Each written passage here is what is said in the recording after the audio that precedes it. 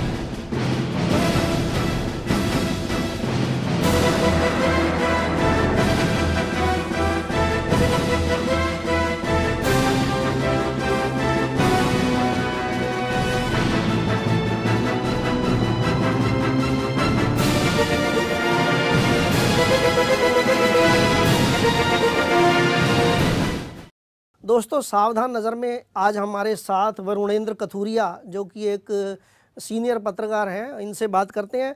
हमारा जो आज का बात का मुद्दा है वो जो इलाहाबाद कुंभ में जो ये हादसा हुआ है, इसमें हम आज मेन मुद्दा जानना चाहेंगे कि ये भगदड़ क्यों हुई और इस भगदड़ के कारण जो मौतें हुई वो क्यों हुई, इसका जिम्मेदार कौन था। वरुणेंद्र जी, ये बताएं आप कि जो ये भगदड़ हुई इसका मुख्य कारण क्या था? देखिए, जो रविवार की भगदड़ में जो कुंभ में लोग मरे हैं, मेरा मुख्य तौर से मानना है कि इसमें राज्य सरकार और केंद्र सरकार दोनों मुख्य रूप से जिम्मेदार है। क्योंकि जब इन लोगों को पता था कि 3 करोड़ से अधिक लोग मौनी अमावस्या के दिन आने वाले हैं, तो जो लोग आएंगे उन लोगों के जाने की भी व्यवस्था रहनी चाहिए। और जब व्यवस्था उचित ढंग से नहीं होगी, जब एक साथ इतने लोग किसी भी स्थान पर आते हैं, तो उसके लिए विशेष तैयारी करनी पड़ती है।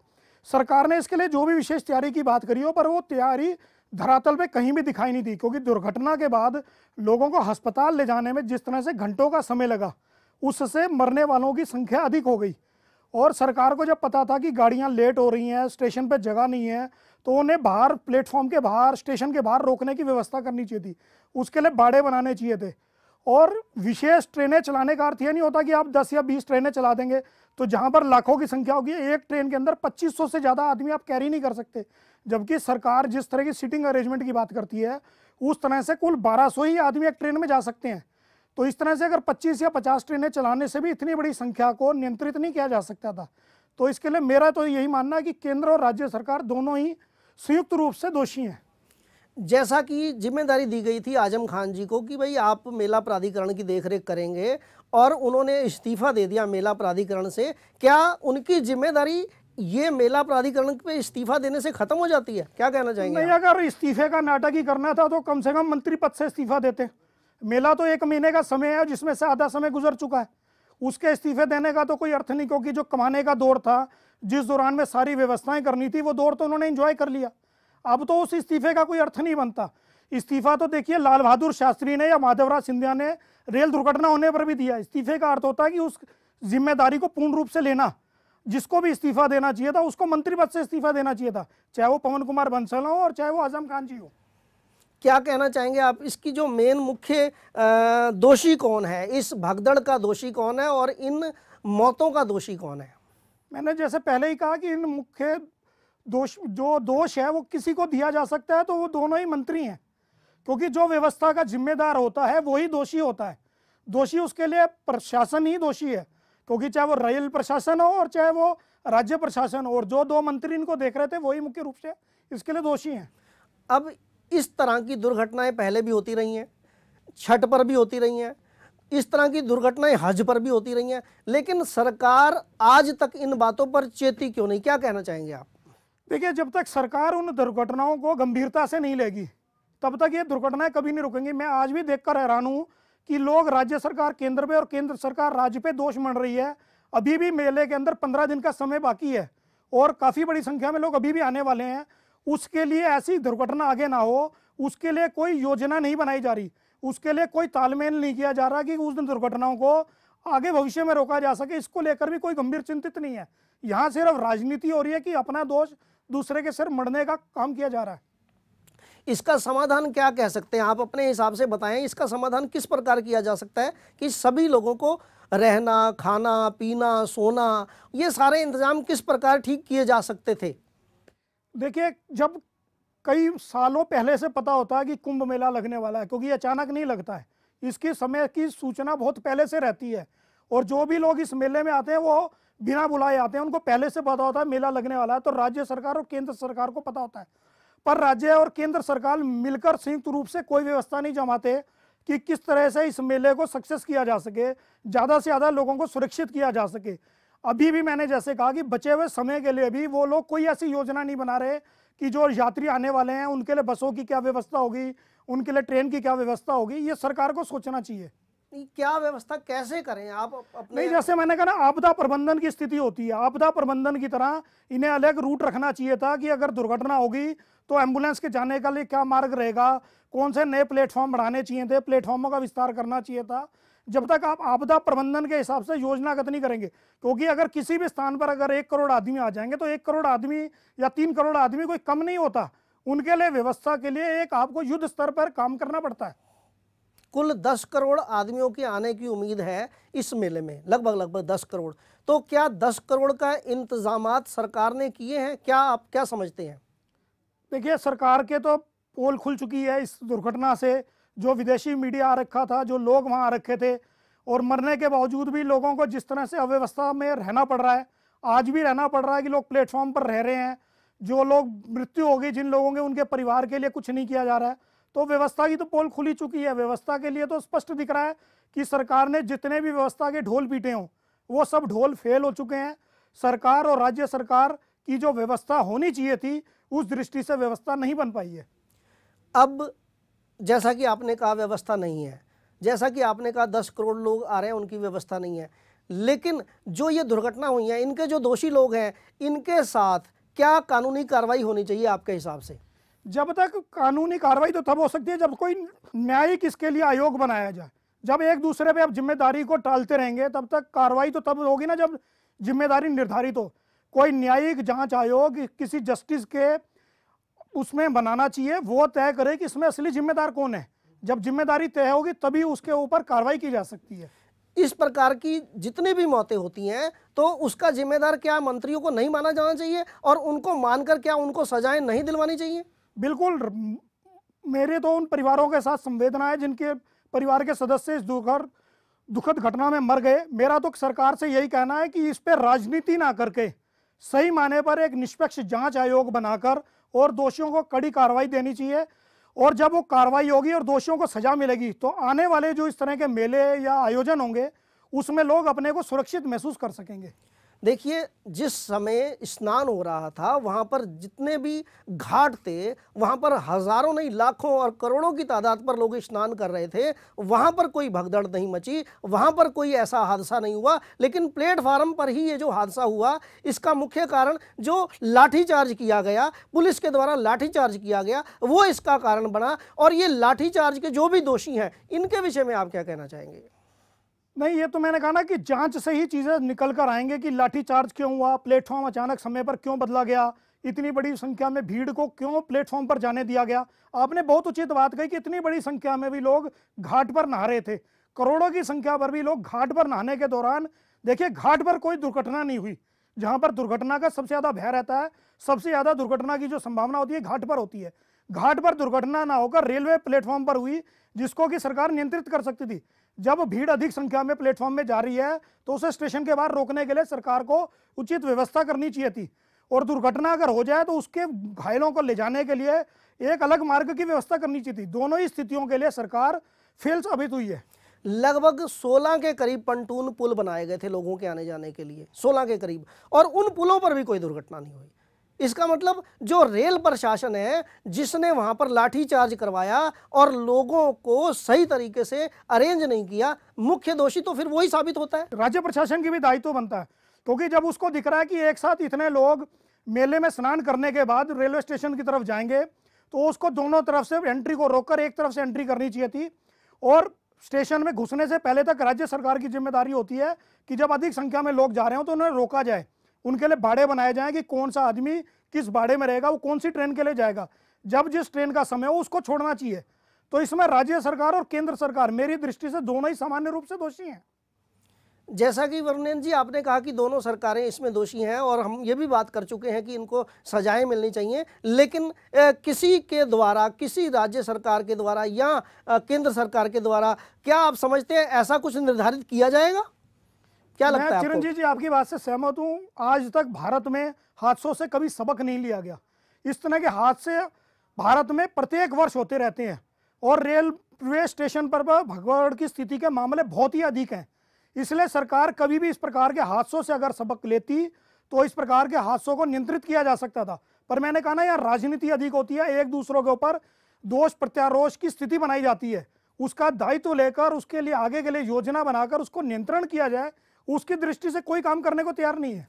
वरुणेंद्र जी, आम तौर पर भी एक रेलवे का टिकट लेना हो या रेलवे की टिकट बुक करानी हो, या उसमें एक अपंग व्यक्ति के लिए जो गाड़ी का एक डिब्बा बुक होता है उसमें बैठने की बात हो, सब जगह रेल प्रशासन द्वारा और स्थानीय पुलिस द्वारा और जीआरपी पुलिस द्वारा सभी के आम लोगों के, नागरिकों के जो अधिकार है उनका हनन किया जाता है। लेकिन रेल प्रशासन इससे कोई भी सुध नहीं ले रहा है। खुलेआम ब्लैक की जाती है, खुलेआम टीसी पैसे ले रहा होता है, खुलेआम सारे भ्रष्टाचार हो होता है, लेकिन इसका आज तक कोई समाधान नहीं निकल पाया। क्या कहना चाहेंगे आप? नहीं, रेलवे में भ्रष्टाचार तो है, ये तो समय समय पर उजागर हो चुका है।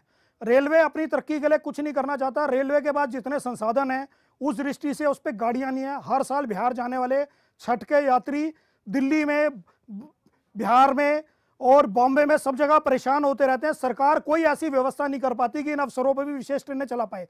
आज भी नियमित ट्रेन में जाने के लिए 4-4 महीने पहले लोग टिकट बुक कराते हैं और टिकट नहीं मिलती, इसलिए उनको ब्लैक में टिकट लेना पड़ता है, जिससे भ्रष्टाचार बढ़ता है। यह तो सरकार को पहले से ही योजनाबद्ध होकर काम करना चाहिए कि वो रेलवे के संसाधन बनाए, रेलवे की गाड़ियां बढ़ाए।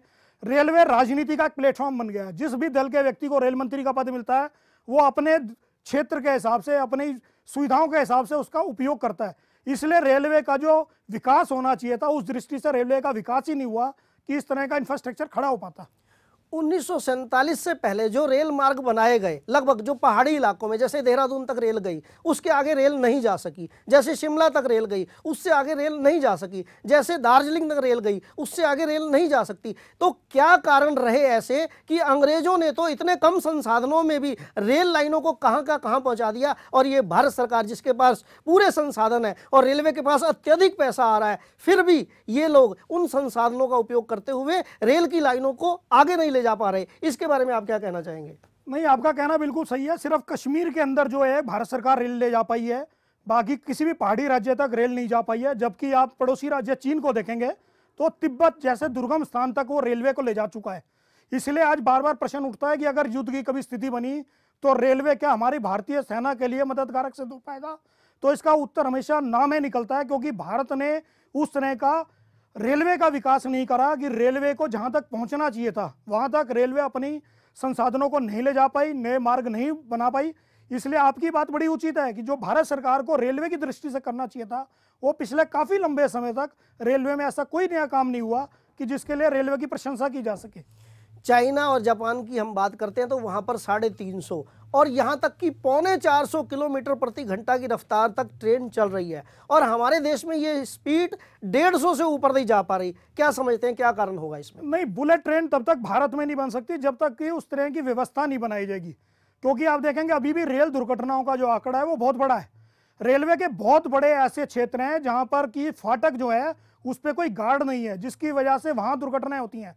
जब अगर आप सोचिए कि 350 की स्पीड पर अगर गाड़ी चलेगी और बिना फाटक के गार्ड होगा तो वहां पर होने वाली दुर्घटनाएं और अधिक हो जाएंगी। तो उस तरह की गाड़ी चलाने से पहले जो जरूरत है जो व्यवस्था बनाने की, वो व्यवस्था सबसे महत्वपूर्ण है कि वो तत्काल प्रभाव में बनानी चाहिए। तो इसका मतलब रेलवे अपनी जिम्मेदारियों को तो पूरी कर नहीं रहा है और लोग मरते चले जा रहे हैं, समस्याएं बढ़ती चली जा रही हैं, और जितने भी रेल मंत्री आते हैं वो केवल अपनी रोटी सेकने के चक्कर में रहते हैं और अपने क्षेत्र में गाड़ियां चलाने के चक्कर में रहते हैं। कुल मिलाकर भारतीय रेल, जिसके पास धन की अकूत संपदा है, जिसके पास सबसे अधिक लोग काम करते हैं, जिसके पास सबसे अधिक कोटे हैं, जिसके पास सबसे अधिक खिलाड़ी हैं और जिसके पास सबसे माने हुए इंजीनियर हैं, वो भी अपनी जिम्मेदारियों से काम नहीं कर रहे हैं। और जैसा कि भारतीय रेल को होना चाहिए, किसी एनजीओ ने ये बात बोली थी कि अगर आप हमें भारतीय रेल की जिम्मेदारी दे दें तो हम इस देश में शिक्षा प्रणाली को पूर्णतः मुफ्त कर देंगे, फ्री कर देंगे, निशुल्क कर देंगे। इसका मतलब वो एनजीओ जानती थी कि इसमें कितनी कमाई है और कितना सारा काम हो सकता है, लेकिन ये भारतीय रेल लगातार घाटे में चली जा रही है।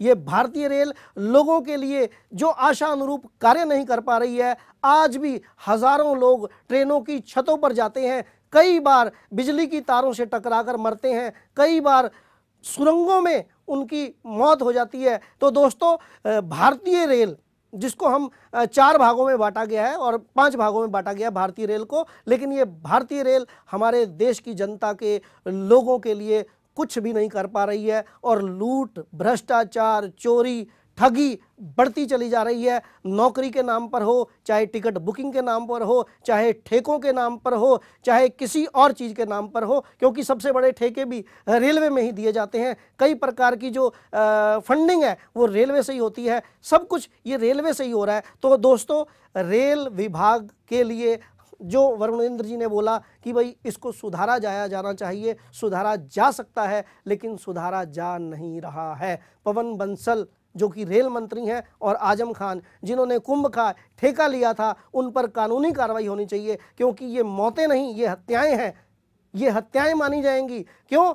अगर ना होता लाठीचार्ज तो ऐसा कुछ नहीं होता, क्योंकि करोड़ों लोग वहाँ पर नहा रहे थे घाटों पर, उनके साथ कुछ नहीं हुआ, लेकिन यहाँ पर ये हुआ केवल लाठीचार्ज के कारण, अव्यवस्था के कारण। तो इन पर भी जुर्म निर्धारित करके इनको सजा दी जानी चाहिए। इतना ही बोलेंगे आज वरुणेंद्र जी, आपका बहुत बहुत धन्यवाद। सावधान नज़र में इसी तरह के मुद्दों को लेकर हम आपके सामने आते रहेंगे। नमस्कार।